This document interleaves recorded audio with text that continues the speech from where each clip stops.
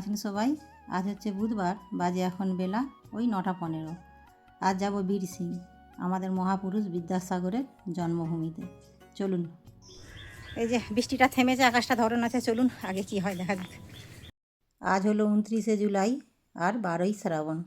এখন আমরা চলে এসেছি, এটা হচ্ছে যে ঘাটাল সেন্ট্রাল বাস স্ট্যান্ড। এখানে হচ্ছে যে আমাদের বিদ্যাসাগর মহাশয়ের একটি মূর্তি আছে। এইখানেই প্রথমে মাল্যদান করব, মাল্যদান করে তারপরে যাব বীরসিং গ্রামে, বিদ্যাসাগরের সেই পবিত্র জন্মভূমিতে।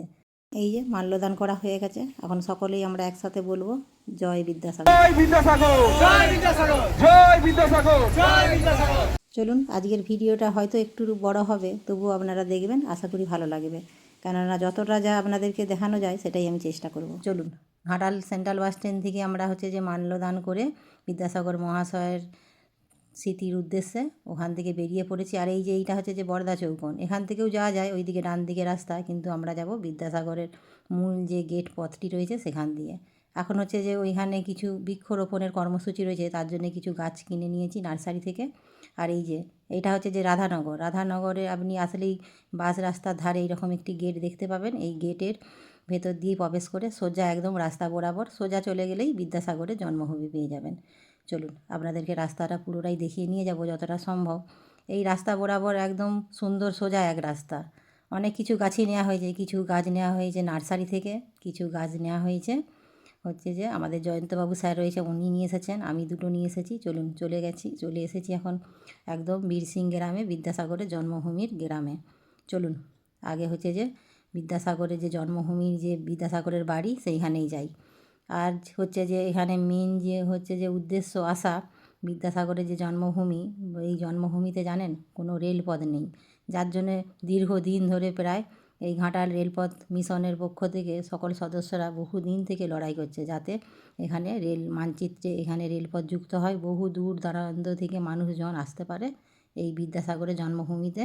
এখানে এটা একটা হচ্ছে যে বলতে পারেন টুরিস্ট স্পটও হতে পারে, বহু মানুষ দূর দূরান্ত থেকে আসার কথা ভাবে, কিন্তু এখানের এই ঠিক হচ্ছে যে ব্যবস্থাটা না থাকায়, এই রাস্তা যোগাযোগ ব্যবস্থাটায়, যার জন্যে বহু মানুষ পিছিয়ে যায় আসতে। এই হচ্ছে যে বিদ্যাসাগরের পবিত্র জন্মভূমি, জন্মস্থান। এটা হচ্ছে যে বিদ্যাসাগরের ঘর বাড়ি বলতে পারেন। চলুন ভেতরে যাই। এখানে আমি আগেও এসেছিলাম, সেই লকডাউনের সময় করোনার ভ্যাকসিন নিতে বিদ্যাসাগর হসপিটালে, তখন এসে একটু ঘুরে গিয়েছিলাম। তবে তখন হচ্ছে যে ভেতরের এই যে ঘরগুলি দেখছেন, এর ভেতরে অনেক কিছু হচ্ছে যে বিদ্যাসাগরের সংস্কৃতির ছোঁয়া রয়েছে, সেইগুলো আর দেখার সৌভাগ্য হয়নি। তবে আজকে এসেছি, চলুন আমিও দেখব, আপনাদেরকেও দেখাবো সেই জিনিসগুলো। এইটা হচ্ছে যে সেই পুরনো আদলে যে মাটির বাড়ি ছিল, সেই আদলেই বাড়ি, যদিও এখন পাকার।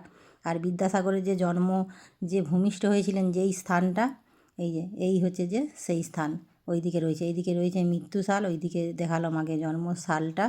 আর যে ভূমিষ্ঠ হয়েছিলেন যে পবিত্র মাটি, পবিত্র স্থান, এই হচ্ছে যে এখানে একটা ছোট্ট মন্দিরের মতন আকারে করা আছে, আর এখানে খোদাই করে লেখা আছে ঈশ্বরচন্দ্র বিদ্যাসাগরের জন্মর তারিখটা। এই যে দেখুন, ভূমিষ্ঠ হয়েছিলেন এই স্থানেতে, এইটাই হচ্ছে সেই পবিত্র স্থান।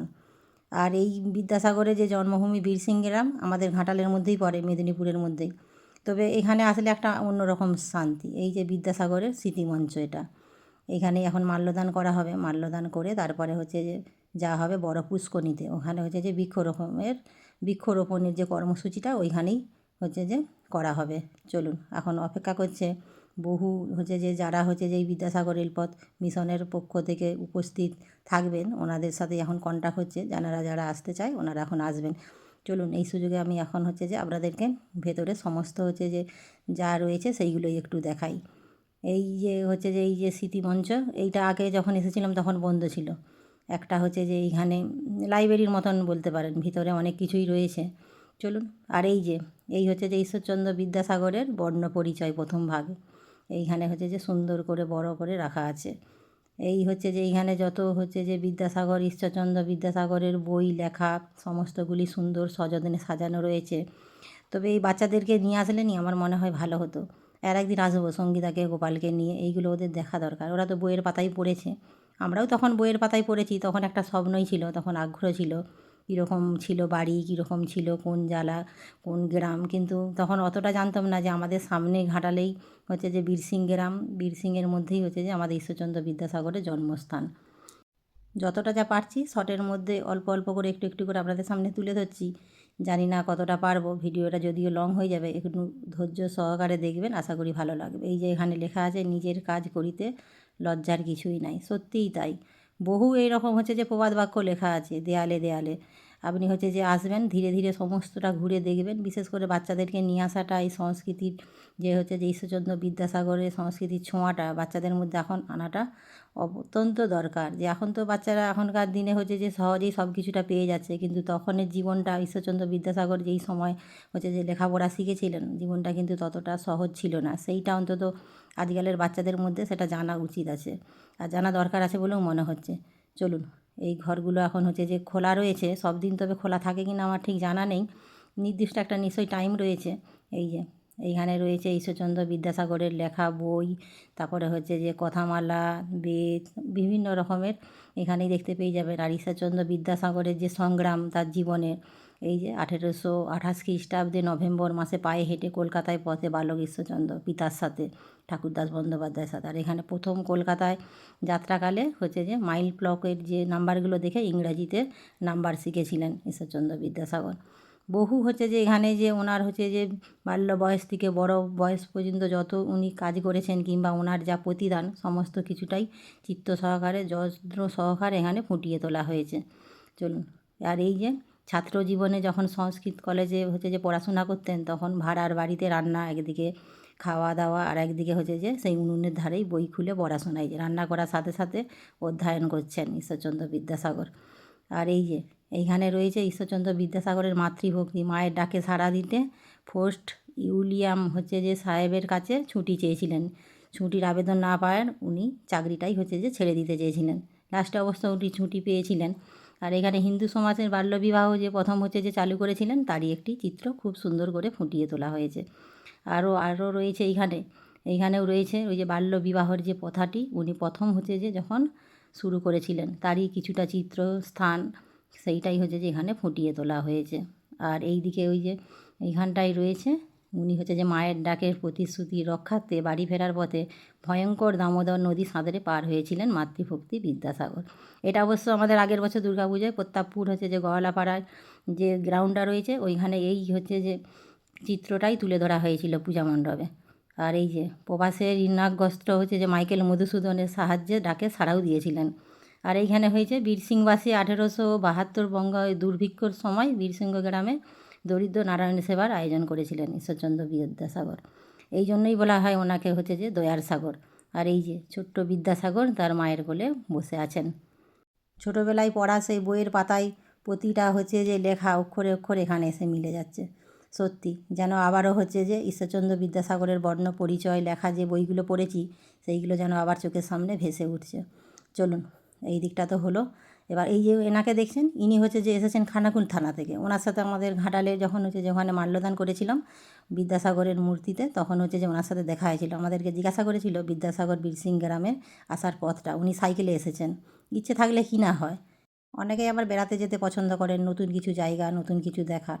তবে আমার মনে হয় বাচ্চা ফ্যামিলি নিয়ে এইখানে আসার একদম একটা উপযুক্ত আদর্শ জায়গা। এখানে আসলে বাচ্চাদেরও অনেকটা সাংস্কৃতিক ছোঁয়া লাগবে। চলুন, এখানে এখন মাল্যদান করে তারপরে যাব পুষ্করিণীতে। পুষ্করিণীতে আবার বৃক্ষরোপণের অনুষ্ঠান রয়েছে।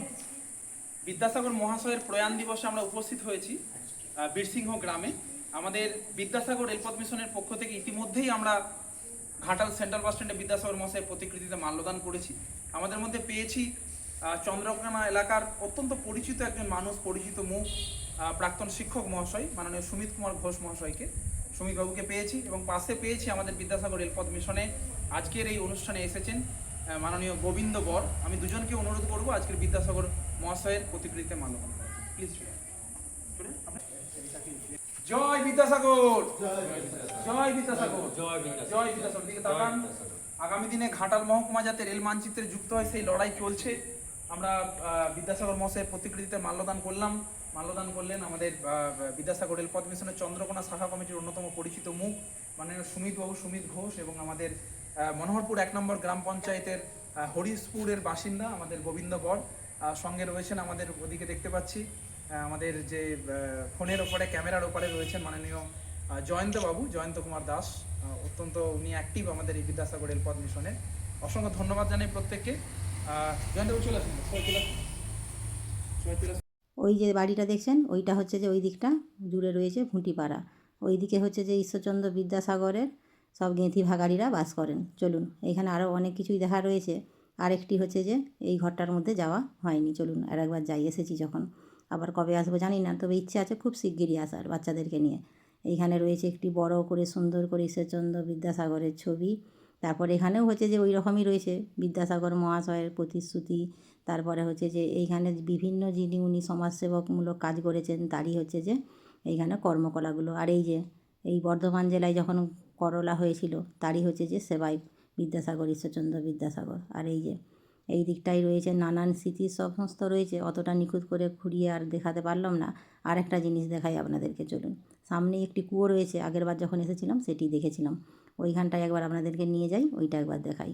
এইখানে হচ্ছে যে যখন হচ্ছে যে তখন আগের দিনে কিন্তু এরকম কল কিংবা টিউবওয়েল টাইম কল তো ছিল না, তখন এই কুয়োর জলই ব্যবহার করা হতো। এই যে সেই কুয়োটা এখনও আছে, তবে সুন্দর করে চারিদিকটা একদম বাগিয়ে গুছিয়ে সুন্দর করে বাঁধিয়ে একটা ঢাকন দেওয়া রয়েছে। আগেরবারেও এসে যে দেখেছিলাম, ওই যে ভেতরে কিন্তু কোনো জল দেখা যাচ্ছে না। আর এই যে চলুন ওই দিকটায় আরেকবার দেখাই।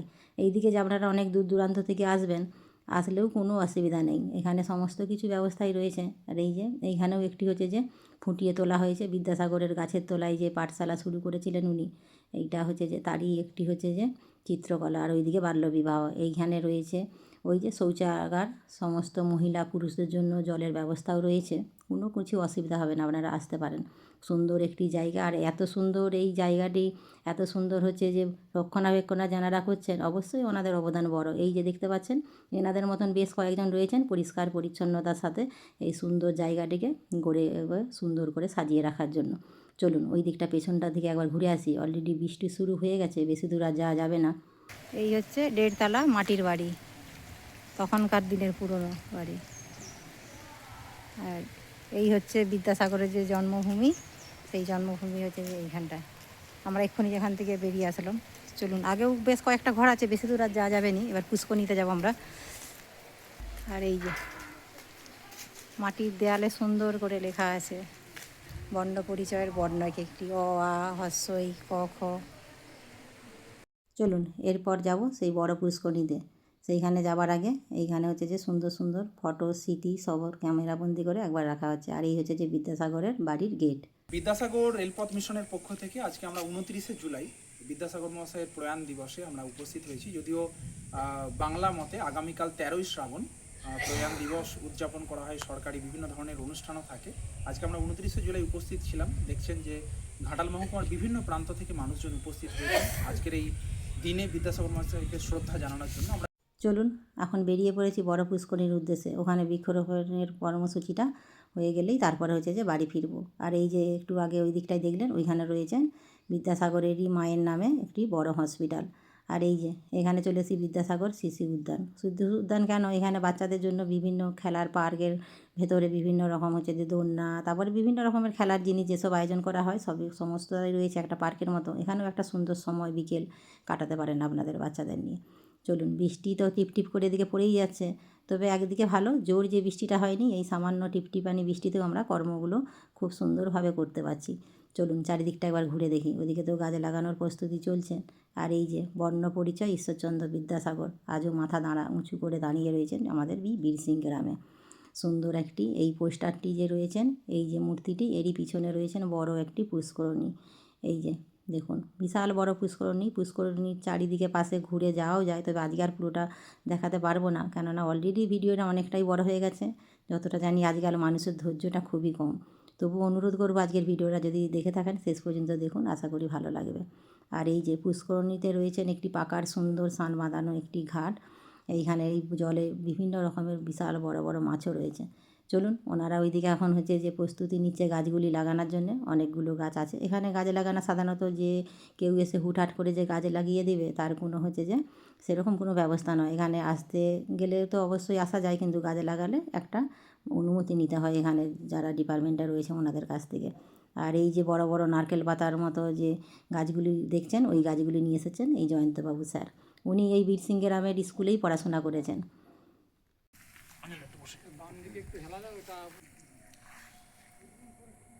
আমরা এখন উপস্থিত আছি বীরসিংহ গ্রামে। এখানে বড় পুষ্করণীতে আমরা বৃক্ষরোপণ করলাম।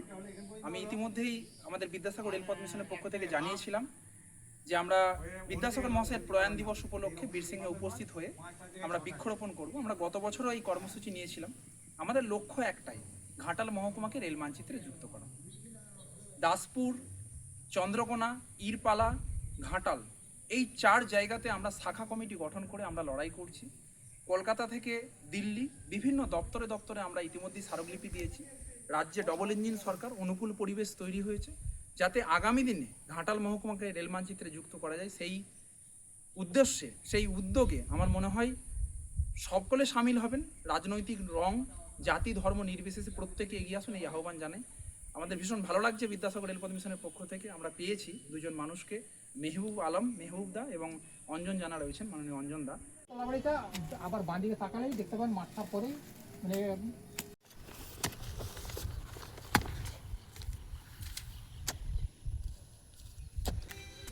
মাটি দাও। আগে ছিল মাটি।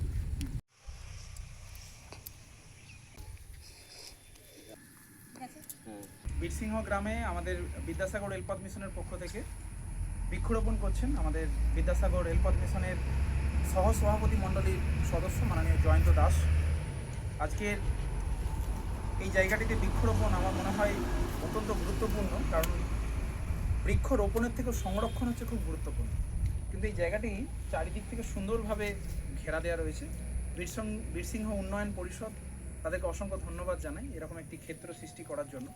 খুব সুন্দর একটি পরিবেশ বান্ধব জায়গা। আমরা আজকে উপস্থিত আছি। এখানে সুমিতবাবু রয়েছেন চন্দ্রকোনা থেকে, গোবিন্দ বর রয়েছেন মনোহরপুর 1 নম্বর গ্রাম পঞ্চায়েতের হরিশপুর থেকে, সোমনাথ আলু রয়েছেন প্রতাপপুর গ্রাম থেকে, মনোহরপুর 1 গ্রাম পঞ্চায়েতের, ওদিকে গৌরীদি রয়েছেন, জয়ন্তবাবু। আমরা প্রত্যেকে বৃক্ষরোপণ করলাম, কিন্তু আমাদের উদ্দেশ্য একটাই, ঘাটাল মহকুমাকে রেল মানচিত্রে যুক্ত করা।